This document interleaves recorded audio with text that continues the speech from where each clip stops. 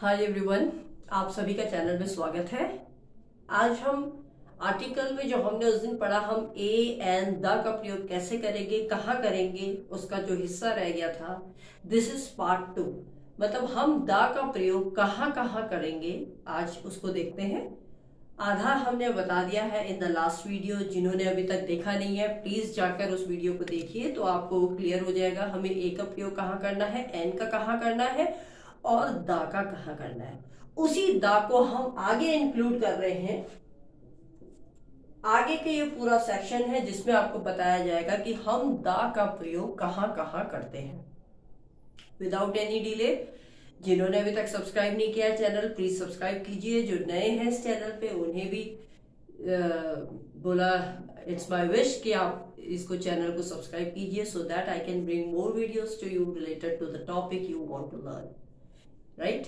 और आज हम करेंगे सिर्फ दा को कंप्लीट करेंगे, और एक और वीडियो आएगा दैट विल बी ऑन हम आर्टिकल का प्रयोग, मतलब ए एंड दा। इन तीनों का प्रयोग हम कौन से वाक्यों में नहीं करते हैं। ये जरूरी इसलिए है क्योंकि ग्रामर पॉइंट ऑफ व्यू से भी ये इंपॉर्टेंट है, and at the same time जो स्पोकन सीख रहे हैं उनको भी ये पता होना चाहिए हम जब हम वाक्य बोले, जब हम सेंटेंस बोले, तो हमें कहां पर ए का प्रयोग करना है, कहां पर एन का करना है, कहां पर दा का करना है, या फिर कौन सी ऐसी जगह है जहां हमें आर्टिकल का प्रयोग करना ही नहीं है। तो इसलिए ये स्पोकन के लिए भी it is going to be very very important. उसी पर्पस को सॉल्व करते हुए हम इस वीडियो को आगे कंटिन्यू करते हैं। So let's begin with the topic.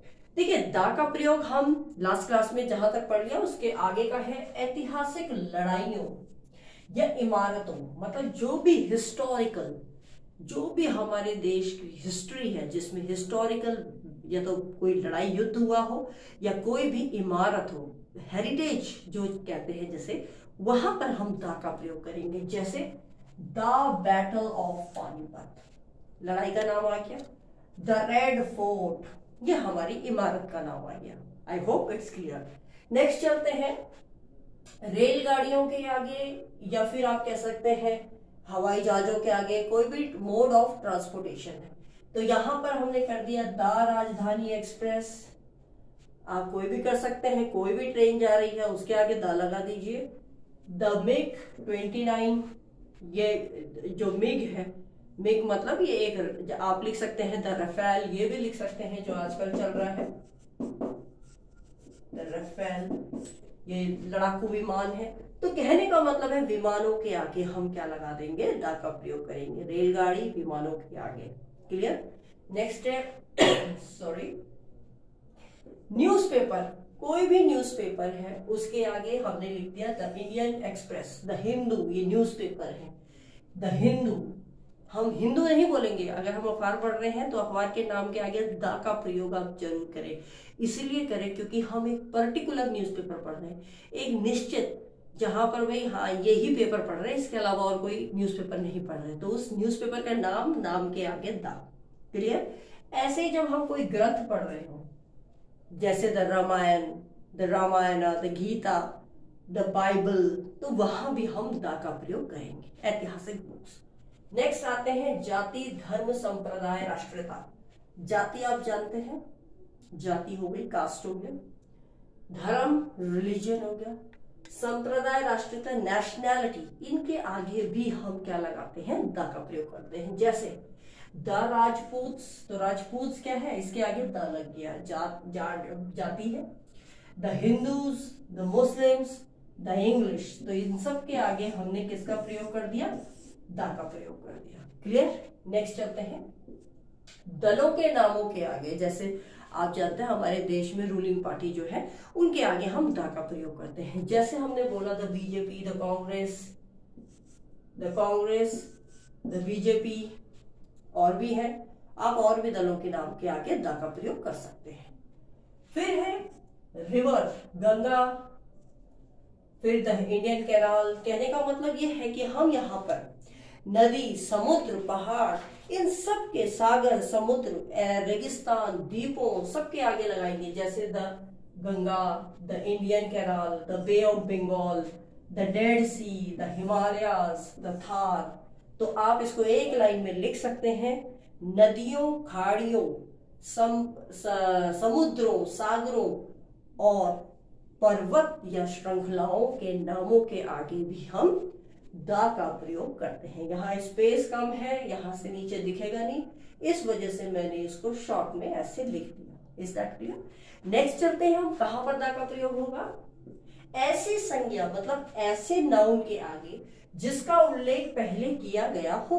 मतलब संज्ञा है, नाउन है, एक नाउन है और उस नाउन का जिक्र पहले कभी किया हो, तो उसका जिक्र पहले हो गया है, इसलिए हम द का प्रयोग करेंगे। जैसे I saw a lion in the zoo, मैंने लायन को जू में देखा। मैंने एक लायन को, एक वचन संज्ञा है इसलिए हमने ए लगा दिया, राइट? यहां भी आर्टिकल समझिए, हमने पीछे वाली क्लास में अ का प्रयोग सीखा है। तो यहां पर कहता है कि मैंने एक लायन को जू में देखा। अब आगे की कहानी देखिए।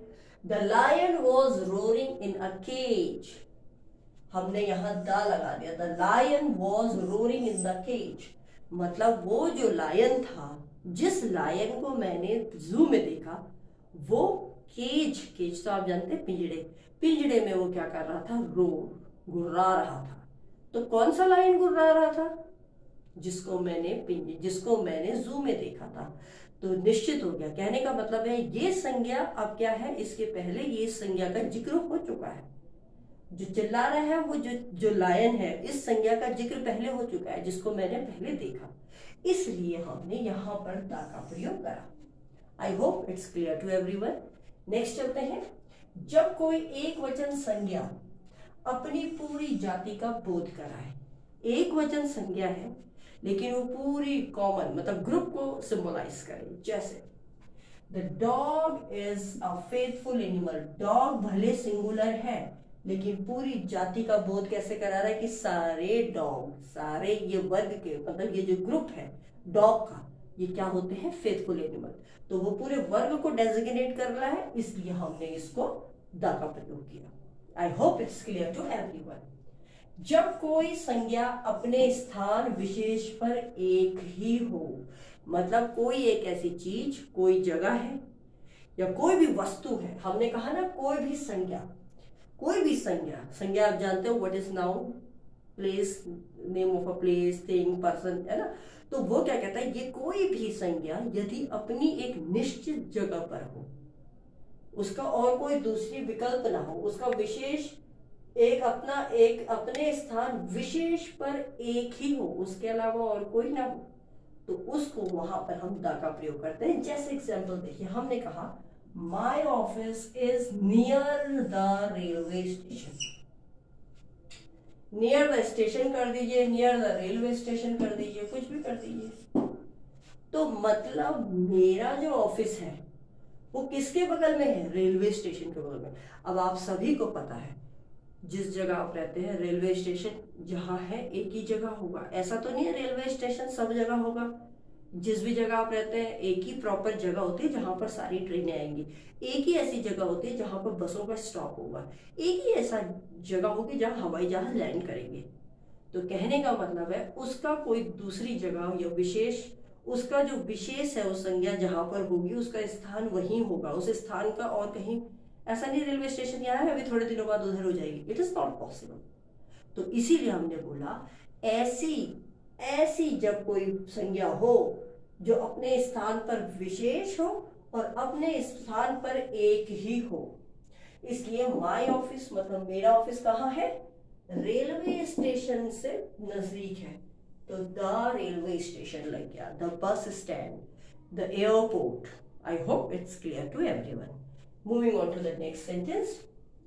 जब कोई एडजेक्टिव नाउन का काम करे, जब कोई एडजेक्टिव नाउन का काम करे, देखिए कैसी बात कह रहा है ये कि जैसे हमने बोला एडजेक्टिव जो हो, एडजेक्टिव विशेषण किसका काम करे? नाउन का काम करे, संज्ञा का काम करे। जैसे एग्जांपल से समझते हैं, the rich should not exploit the poor.